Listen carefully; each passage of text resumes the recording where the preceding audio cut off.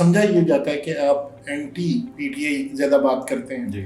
تو اس کے باوجود آپ کے فالوورز بہت ہیں, کیا وجہ ہے؟ ویسے تو آج کل پرسیپشن یہ ہے کہ جو عمران خان صاحب کے حق میں بات کریں گے اسی ویوز ملیں گے, اور اس میں دیکھیے بہت سارے لوگ اسی بنیاد پر صرف وہ سچ ہے یا جھوٹ ہے وہ ایک اچھا سا تھمبنیل بنا کے اسی کو بیچ رہے ہیں. تو آپ نے کیسے مطلب تھوڑا سا آپ دیکھیں اس میں سب سے زیادہ نا افسوسناک چیز یہ ہے کہ میں نے بہت سے صحافیوں کو ایسے دیکھا جو ذاتی محافل میں بیٹھ کے ان کو برا بھلا کہتے ہیں, سوشل میڈیا پہ ان کے سب سے بڑے پیروکار بنے ہوئے ہیں صرف ڈالرز کے لیے.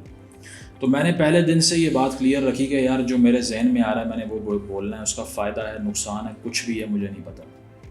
جب میں نے یہ ولاگنگ شروع کی بہت سے کالیگز نے, میں اس وقت جی این این میں تھا, انہوں نے آ کر کہا کہ یار کیوں پاؤں پہ کلاڑی مار رہے ہو, نوکری سے نکال دیں گے. 15 منٹ کی ویڈیو بناتے ہو, کتابیں بیچ میں لے کے آئے ہو, کون سنے گا؟ ہر کوئی بور ہو جائے گا, کوئی بات نہیں سنے گا, شارٹ کرو اس کو, چینج کرو یہ وہ.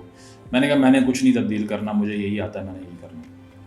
تو جہاں تک پی ٹی آئی کی بات ہے میں سمجھتا ہوں کہ ان کے پورے دور حکومت میں صرف 2 سے 3 لوگ تھے جو ان کے خلاف کام کر کے بھی دیکھے جا رہے تھے. اس میں تھا, منصور علی خان صاحب تھے, اور تیسرے نجم سیٹھی تھے, اور کوئی نہیں تھا.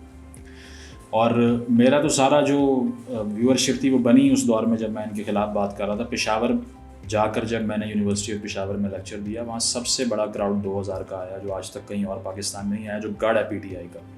تو اس سے رزلٹ آپ کو یہ ملتا ہے کہ خان صاحب کے خلاف بات کرنا پرابلم نہیں ہے, بات کس طرح کی جاتی ہے وہ مسئلہ ہے. انفارچونیٹلی جو ان کے ناقدین ہیں وہ ان کی ذاتی زندگی پہ آ جاتے ہیں, یہ تو یہ کرتا ہے, اس کی ذاتی زندگی میں یہ عیاشی ہیں. اس سے لوگ کنونس نہیں ہوتے. لوگ کنونس ہوتے ہیں لاجک سے اور ریزن سے, ریشنالٹی سے, منطق سے, دلیل سے.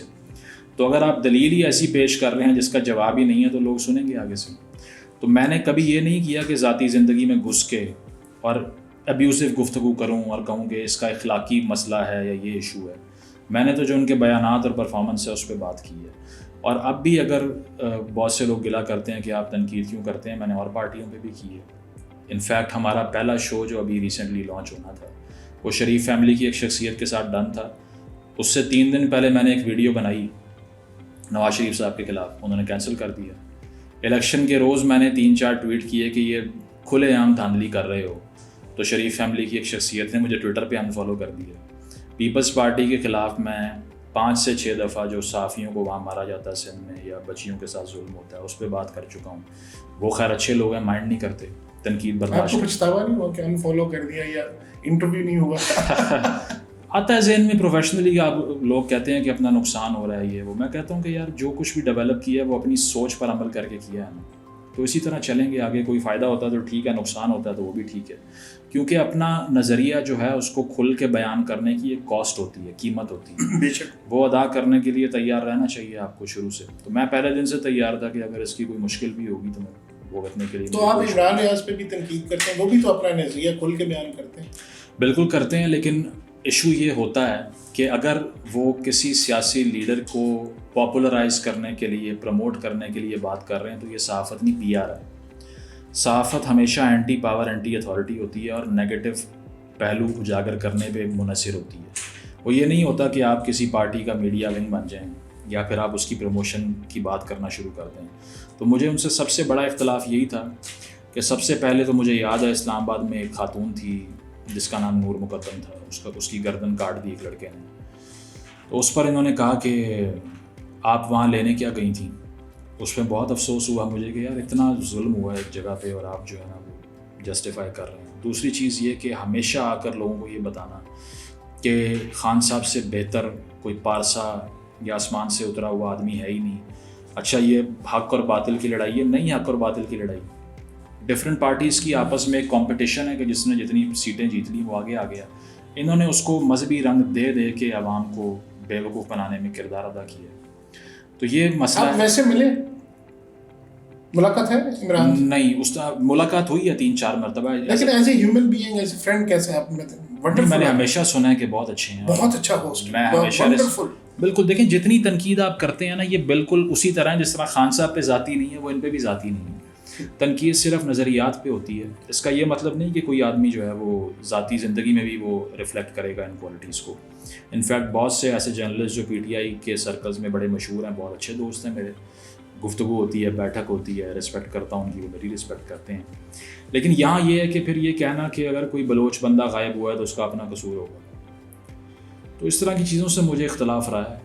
کیونکہ نہیں, ایک طرف تو آپ بات کرتے ہیں نا کہ آپ پرچار کرتے ہیں کہ فری تھنکنگ, آپ بھی فری تھنکر ہیں, تو وہ بھی فری تھنک, وہ بھی تو سوال ہی پوچھ, آپ کہتے ہیں سوال پوچھنے چاہیے, تو انہوں نے تو پہلی تقریر یہ کی تھی کہ سوال پوچھیں گے. بالکل پوچھیں گے, لیکن اس میں کیا وہ صرف ایک پرسنالٹی کی پروموشن کے لیے تھی یا عوام کا جو کانسٹیٹیوشنل رائٹ ہے اس کے لیے تھی؟ اگر عوام کے لیے تھی تو پھر پہلے جو آپ سب بتا رہے تھے کہ باجوہ صاحب قوم کے باپ ہیں, اور آپ بیٹھ کر یہ بتا رہے تھے کہ نہیں جو اب 1 پیج بنا ہوا نا پی ٹی آئی کے دور میں, جو اس کے خلاف بولتا ہے وہ ملک کے خلاف ہے, وہ غدار ہے, یا اس کو جیل کی سلاخوں کے پیچھے ہونا چاہیے. یا اگر پشتون تحفظ موومنٹ کے کارکنان پہ فائرنگ ہوئی ہے تو وہ کتا مار مہم کا لفظ یوز کیا ہوا ہے.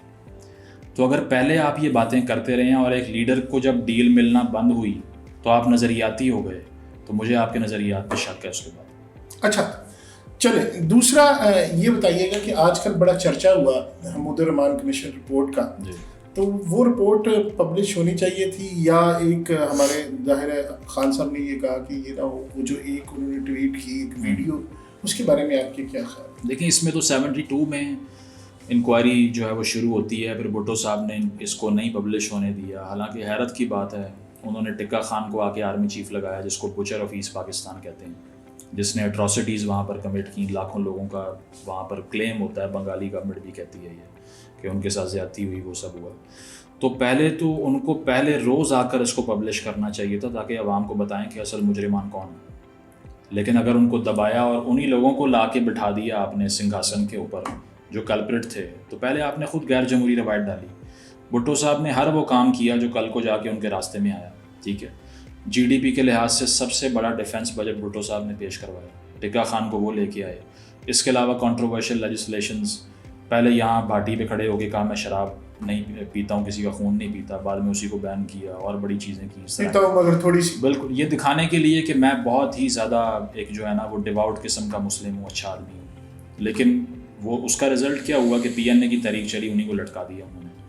تو آگے چل کر بھی ان آفیشلی تو رپورٹ باہر آ چکی ہے, انڈیا میں چھپی ہے, انڈیا میں چھپی ہے, یہاں پر بھی ان آفیشلی لوگ چھاپتے ہیں. میں نے کالج میں پڑھی تھی جب میں اسٹوڈنٹ تھا اس دور میں,